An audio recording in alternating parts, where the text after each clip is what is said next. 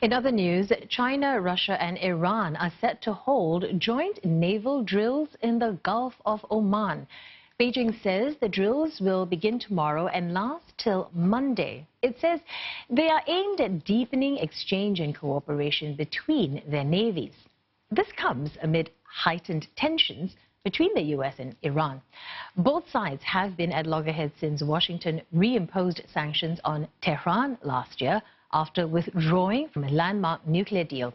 And there's also been months of tension between China and the U.S. over trade and what Beijing calls U.S. interference in its internal affairs. For instance, the situation in Hong Kong. Lynette Lim has more.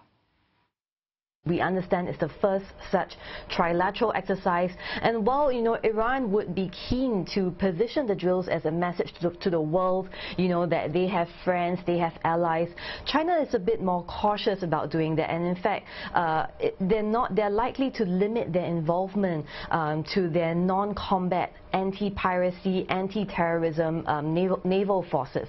That's because China is unwilling to be drawn into the Iran-US conflict, and what essentially China wants is to be able to showcase their destroyer, the Xining, in these naval drills, and to also potentially sell weapons to Iran. So there's an economic aspect, there's a geopolitical power rebalancing aspect, and obviously China is the world's largest importer of crude oil. It wants to diversify this crude oil sources from Russia and Saudi Arabia to also Iran, and in participating in these drills, it's also signaling to the world that it wants to protect these waterways, which is essentially China's lifeline to the Middle Eastern oil.